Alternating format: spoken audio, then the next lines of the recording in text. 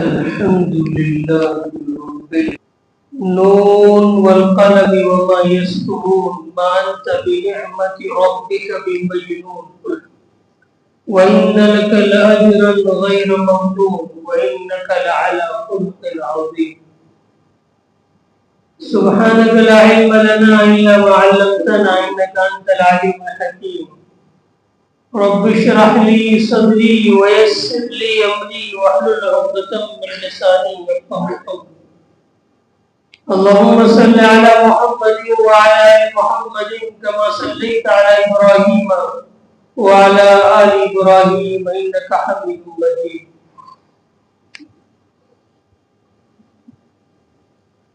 محترم بزرگ اور دوستو، ربیع الاول کی مہینے کی مناسبت سے ہم سب کے آقا اور مولا محمد الرسول اللہ صلی اللہ علیہ وسلم کے تعلق سے گفتگو چل رہی ہے۔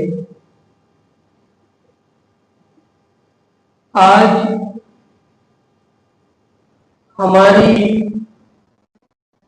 گفتگو کا موضوع اللہ کے نبی صلی اللہ علیہ وسلم کے اخلاق کے کریمانہ ہے۔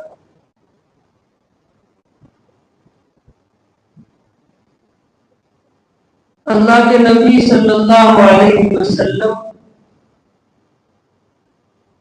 سارے نبیوں کے سردار ہیں۔ آپ کا مرتبہ سب سے زیادہ بڑا ہوا ہے، ہمارا اس بات پر یقین ہے۔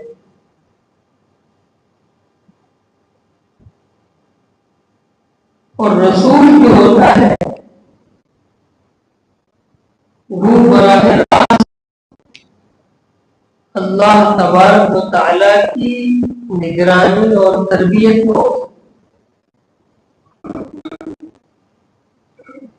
نبی کی تربیت براہ راست اللہ تبارک و تعالیٰ خود کرتا ہے۔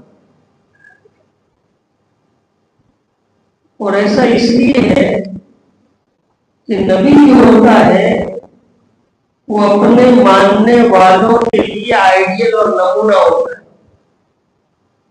آئیڈیل اور نمونے کے اندر اگر کچھ کمی رہ جائے،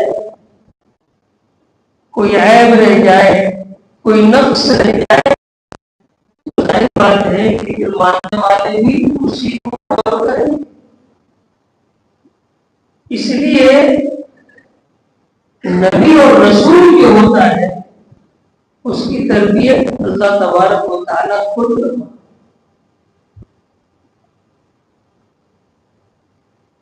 کیونکہ وہ اللہ تبارک و تعالیٰ کی تربیت میں پلتے اور بڑھتے ہیں۔ اسی لیے اللہ کے نبی صلی اللہ علیہ وسلم کے اخلاق کی گواہی بھی اللہ تعالیٰ نے قرآن مجید میں دی، اور دو چیزوں کی قسم اٹھا کر دی۔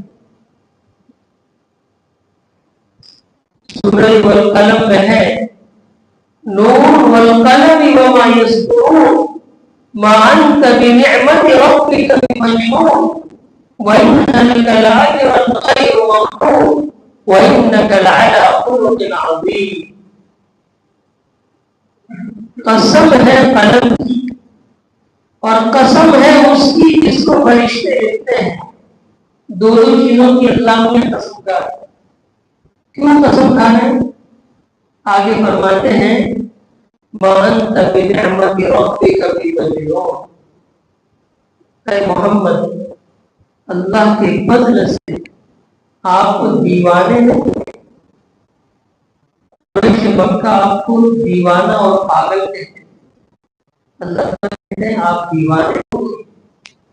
وَإِنَّ لَكَ لَأَجْرًا غَيْرَ مَمْنُونٍ، اللہ تعالیٰ نے آپ کے لیے جو اجر طے کیا ہے وہ کبھی ختم ہونے والا نہیں۔ اور آگے فرمایا وَإِنَّكَ لَعَلَىٰ خُلُقٍ عَظِيمٍ، بے شک آپ بلند اخلاق پر فائز ہے۔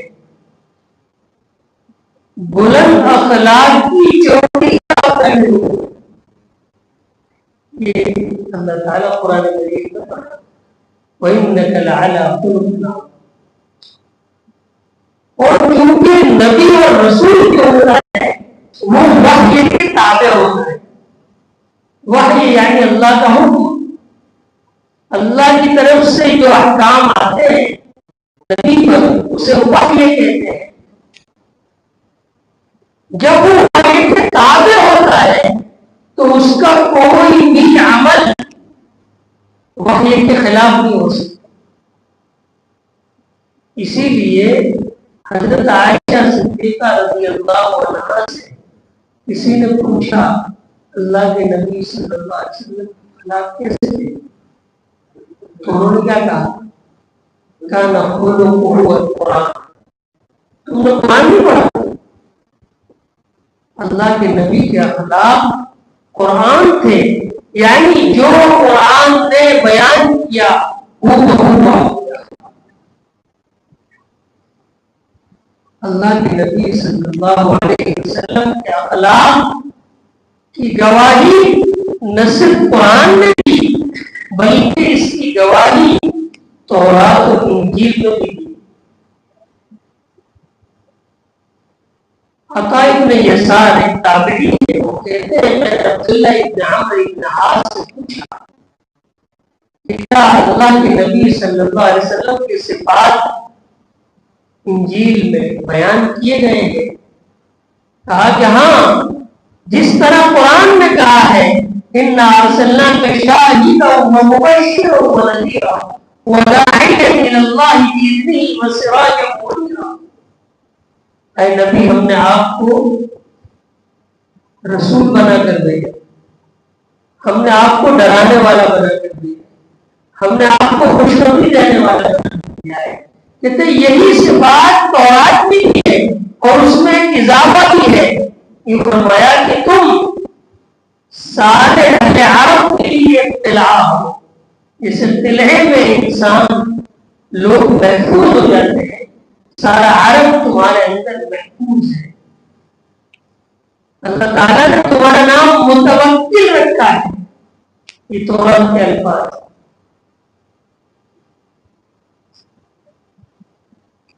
حضرت خدیجہ رضی اللہ تعالیٰ جو آپ کی زوجہ محترمہ ہے، آپ کی پہلی بیوی، اور جن کی زندگی میں آپ نے کبھی دوسرا نکاح نہیں کیا، ایک کے علاوہ ساری اولاد آپ کے حضرت خدیجہ رضی اللہ سے. جس وقت آپ پر پہلی وحی نازل ہوئی اور آپ گھبرائے ہوئے گھر پر تشریف لائے اور آپ نے حضرت خدیجہ رضی اللہ عنہ سے کہا انی لاخشى نفسی، انی لاخاف نفسی، مجھے اپنی جان کا خطرہ ہے. تو حضرت خدیجہ رضی اللہ تعالیٰ عنہ نے کیا کہا؟ ابشر کلا واللہ لا یخزیک اللہ ابدا. خدا کی قسم آپ کو اللہ تعالیٰ کی رسوا نہیں کرے. انک لتصل الرحم وتصدق الحدیث وتحمل الکل وتکسب المعدوم وتعين على نوائب الحق. اللہ آپ کو کبھی رسوا نہیں کر سکتا. اللہ کبھی آپ کو کوئی تکلیف نہیں پہنچا سکتا. کیوں؟ اس لیے کہ آپ تو صلہ رحمی کرتے. انک لتصل الرحم، آپ تو صلہ رحمی کرتے ہیں رشتے داروں کے ساتھ، آپ اچھا برتاؤ کرتے. وتصدق الحدیث، اور آپ سچی بات بولتے ہیں، سچ بولتے ہیں، آپ غلط بات نہیں بولتے.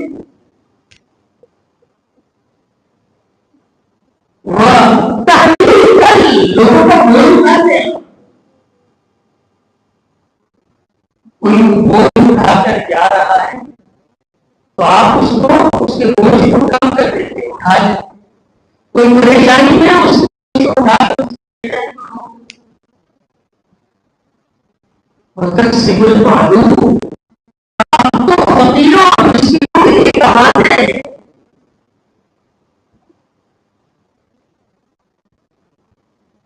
انك لتصل وتصدق الحديث وتكسب المعلوم وتعين على دوائر الحق.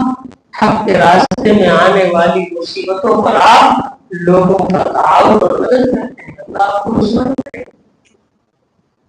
یہ تھے آپ صلی اللہ علیہ وسلم کے وہ اخلاق جو حضرت خدیجہ بیان کر رہی ہے کرنے سے پہلے.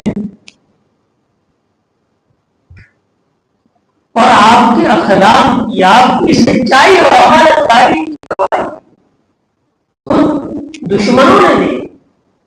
قریش مکہ جو آپ کی جان کے دشمن ہے جب اللہ کے نبی صلی اللہ علیہ وسلم پر آیت کریمہ نازل ہوئی وَأَنذِرْ عَشِيرَتَكَ الْأَقْرَبِينَ. اپنے رشتہ داروں کو ڈرائیے. آپ نے اپنے تمام رشتہ داروں کو جمع کیا. صفا پہاڑی پر چڑھ کر آپ نے اعلان کیا. جب سارے لوگ جمع ہو گئے تو آپ نے کیا فرمایا؟ اے لوگوں، اگر میں یہ کہوں کہ اس پہاڑی کے پیچھے ایک لشکر بالکل تیار ہے جو تم پر حملہ کرنے والا ہے، کیا تم میری بات کا یقین کرو؟ تو ایک ہی آواز میں جو بات کہی گئی وہ تھی ما جربناک الا صدقا. ہمیں تو آپ سے صرف سچائی کا ہی تجربہ ہوا ہے. یعنی ہم نے تو آپ کو سچائی مانا ہے. اگر آپ ایسا کہتے ہیں تو ہم آپ کی بات کو مانتے ہیں. پھر آپ نے اپنی بات اپنی دعوت توحید کی دعوت کے سامنے یعنی قریش مکہ بھی جو آپ کی جان کے دشمن تھے وہ بھی آپ کو امین اور صادق تھے. ہجرت والی رات کا واقعہ ہم پڑھتے ہیں کہ چاروں طرف سے گھر گھیر رکھا ہے. جیسے ہی محمد باہر نکلے ایک ساتھ حملہ کرتے نعوذ باللہ اور شہید کرتے ختم کرتے. لیکن آپ قرآن مجید کی آیت پڑھتے ہوئے وَجَعَلْنَا مِن بَيْنِ أَيْدِيهِمْ سَدًّا وَمِنْ خَلْفِهِمْ سَدًّا وَأَغْشَيْنَاهُمْ فَهُمْ لَا يُبْصِرُونَ. سورہ یاسین شریف کی آیت پڑھتے ہوئے نکل گئے اور کسی کو پتہ بھی نہیں چلا. اس دن آپ نے اپنے بستر پر حضرت علی کرم اللہ وجہہ رضی اللہ تعالیٰ کو سلایا اور آپ نے یہ کہا کہ میرے پاس بہت سارے لوگوں کی امانتیں ہیں، تم یہ امانتیں دے کر مدینہ آ جائے. آپ کی جان کے دشمن ہیں لیکن امانتیں آپ کے پاس ہیں. یعنی آپ کی صداقت اور آپ کی امانت کی گواہی دشمن بھی دے رہا. جب اللہ کے نبی صلی اللہ علیہ وسلم نے دعوتی خروج بھیجی حدیبیہ کے بعد تو کیسر روم جو اس وقت سپر پاور طاقت اس کو بھی خط لکھا تھا دعوت. جب وہ خط پہنچا تو اس نے اعلان کیا کہ دیکھو یہ عرب کے جس علاقے سے یہ خط آیا ہے وہاں کا کوئی تجارت قافلہ اگر یہاں ہو شام میں تو انہیں بلاؤ. اتفاق سے ابو سفیان اس وقت موجود تھے. آپ نے ابو سفیان کو بلایا گیا اور ان سے بہت سارے اس نے سوالات کیے. ان سوالات میں ایک سوال یہ بھی تھا کہ کیا یہ شخص جو نبی ہونے کا دعویٰ کرتا ہے نبی بننے سے پہلے کبھی تم نے اس پر جھوٹ کی تہمت لگائی؟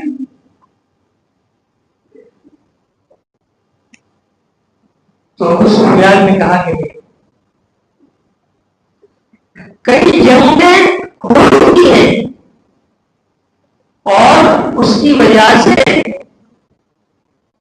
مسلمانوں کو اپنا وطن چھوڑنا پڑا ہے لیکن دشمن کیا گواہی دے رہا ہے کہ کبھی بھی ہم نے ان پر جھوٹ کی تہمت نہیں لگائی. اور بھی بہت ساری اس سے باتیں بتائی. بہت سارے سوالات کیے. تو یہ ہے کہ اللہ کے رسول صلی اللہ علیہ وسلم کے اخلاق کی گواہی دشمن بھی دیتا ہے. آپ کے سچے ہونے کی گواہی ابو سفیان جیسا شخص دے رہا جو اس وقت اسلام نہیں لائے.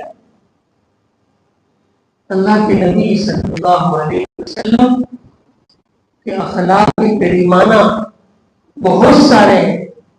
ان میں سے چند کا ہم تذکرہ کریں گے. سب سے اعلیٰ اخلاق کا نمونہ اور سب سے بلند اخلاقی صفت جو اللہ کے رسول صلی اللہ علیہ وسلم کی تھی وہ تھی آپ کی جود و سخاوت. آپ کی سخاوت بڑی مشہور. حالانکہ آپ کی زندگی تو تیرا لیکن آپ بہت ساری آپ کی سخاوت کی مثالیں ہمیں سیرت اور حدیث کی کتابوں میں بہت کثرت سے. کبھی اللہ کے نبی صلی اللہ علیہ وسلم نے کسی سائل کو منع نہیں کیا. آپ کے یہاں لا کا لفظ نہیں تھا. آپ مانگنے والوں کو خود دیا کرتے اور آپ نے دشمنوں کو دیا. صفوان بن امیہ جو غزوہ حنین کے بعد وہ کہتے ہیں کہ غزوہ حنین کے موقع پر مسلمانوں کے ہاتھ میں لگا. صفوان بن امیہ کہتے ہیں کہ میں محمد رسول اللہ صلی اللہ علیہ وسلم سے سب سے زیادہ ہو سکتا مجھے ان سے شدید نفرت تھی. لیکن اس موقع پر جب آپ نے مجھے 100 اونٹ کی پھر 100 اونٹ کی پھر 100 300 اونٹ مجھے عطا فرمائے وہ کہتے ہیں کہ اب میرے نزدیک اللہ کے رسول صلی اللہ علیہ وسلم سے نہ محبوب کوئی نہیں. چنانچہ وہ ایمان لے آئے. یہ میرا کہنا اور آپ کا سننا آسان ہے. ایک اونٹ کی حیثیت وہ تھی عربوں میں جو ہمارے یہاں ایک قومی کی اونٹ. اللہ کے رسول نے 100 نہیں 300 اونٹ کی 100. حضرت انس رضی اللہ تعالیٰ عنہ فرماتے ہیں کہ اللہ کے نبی صلی اللہ علیہ وسلم جب آپ سے کوئی سوال کرتا تھا تو آپ اس کو منع نہیں کرتا. حضرت انس رضی اللہ عنہ فرماتے ہیں کہ اللہ کے رسول صلی اللہ علیہ وسلم نے ان کو اتنی بکریاں دی کہ اگر وہ بکریاں تو پہاڑوں کی وادی کے درمیان رکھی جائے تو وادی بڑھ جائے. وہ دیہاتی اپنے قبیلے میں جا کر کہتا ہے کہ محمد خوب دیتے اتنا دیتے ہیں کہ ان کو فقر کا اندیشہ نہیں, محمد کا اندیشہ نہیں. اسلام لے آؤ محمد خوب دیتے.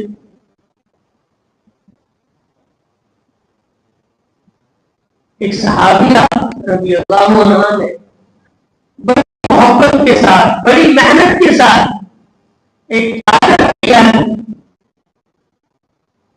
اور اللہ کے رسول صلی اللہ علیہ وسلم کی خدمت میں لا کر پیش کیا کہ حضرت یہ میری طرف سے قبول فرما لی. بخاری شریف کے الفاظ ہے کہ آپ نے اس کو لیا محتاج بن, یعنی اس طرح اس کو قبول کیا جیسے آپ کو اس کی سب ضرورت. تھوڑی دیر کے بعد آپ اس چادر کو پہن کر مجلس سے تشریف لاتے ہیں. ایک صحابی کی طرف بڑی صحابی نے کہا یا رسول اللہ یہ چادر تو بڑی اچھی ہے بہت خوبصورت ہے آپ مجھے دے دیجیے.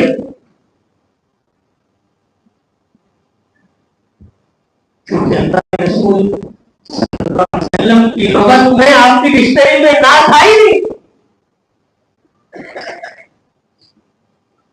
گھر کے اندر تشریف لے گئے جب آپ گھر میں تشریف لے گئے، صحابہ اکرام جو بیٹھے ہوئے تھے اس صحابی سے کہا کہ بھائی اللہ کے رسول آج ہی اس چادر کو پہن کر آئے تھے اور آپ پر اچھی لگ رہی تھی، تم نے مانگ لیا. تمہیں تو پتا ہے کہ اللہ کے رسول کسی چیز کو منع نہیں کرتے. تو اس صحابی نے یہ کہا کہ بھائی میں نے اسے پہننے کے لیے نہیں مانگا، میں نے اس چادر کو اس لیے مانگا ہے تاکہ یہ میرا کفن بنے، یہ میرا کفن بنے، اس لیے میں نے مانگا. چنانچہ آپ گھر سے باہر تشریف لائے اور وہ چادر صحابی کو دی، اور راوی یہ کہتا ہے کہ وہ چادر ان کا کفن بنے. یہ تھی اللہ کے نبی صلی اللہ علیہ وسلم کی سخاوت. اور حدیث پاک میں آتا ہے کہ آپ بہت سخی تھے، اور جب رمضان المبارک کا مہینہ آتا تھا تو آپ کی سخاوت تیز آندھی سے کی جانا چلتی. جبریل علیہ السلام کی آمد و رفت آپ کے ساتھ ہوتی تھی تو آپ کی سخاوت کی مقدار بہت زیادہ بڑھ جائے. اسی طریقے سے اللہ کے نبی صلی اللہ علیہ وسلم کی دوسری خصوصیت، دوسرا اخلاق جو ہے وہ ہے آپ کی عاجزی کے ساتھ آپ کے اندر تواضع ہو. آپ زمین پر ہی بیٹھ جایا کرتے، زمین پر ہی کھا لیا کرتے، اپنی بکری کو خود باندھ لیا کرتے، اپنا کام خود کر لیا کرتے.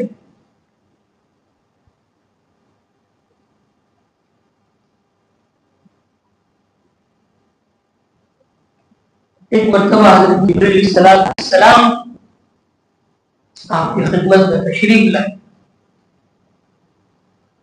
اور کہا کہ یہ فرشتے کو اترتے ہوئے دیکھا، فرمایا کہ یہ وہ فرشتہ ہے کہ جو جب سے پیدا ہوا ہے پہلے ہوا. اس فرشتے نے آ کر اللہ کے نبی صلی اللہ علیہ وسلم سے کہا آپ نبی بننا چاہتے ہیں، بادشاہ نبی یا عبد والا نبی بننا چاہتے ہیں، بندہ نبی بننا چاہتے ہیں.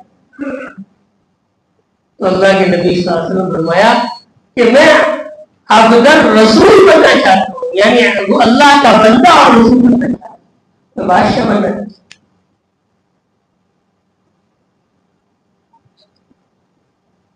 آپ کی عاجزی اور انکساری کا یہ حال تھا کہ بعض وہ عورتیں جن کے دماغ کا توازن ٹھیک نہیں تھا اللہ کے رسول کی خدمت میں آتی اور آپ کو پکڑ کر لے جاتے اور آپ کہتے مجھے جہاں چاہو لے جاؤ اور تم کیوں کہو تمہارا کام کرنے کو دیا. آپ کے اور لوگوں کے درمیان کوئی دربان، کوئی سیکرٹری نہیں ہوا کرتے، لوگ براہ راست آپ سے بات کیا کرتے تھے اپنے مسائل کو. اللہ کے نبی صلی اللہ علیہ وسلم کی اخلاق جو ہمیں اختیار کرنے کی ضرورت ہے، اور یہی وہ اخلاق ہے جس کی بنیاد پر اسلام جو ہے پوری دنیا میں پھیلا ہے. اسی سلسلے میں انشاءاللہ اگلے ہفتے آگے بڑھیں گے. اللہ تعالی ہمیں ان اخلاق سے متصف ہونے کی توفیق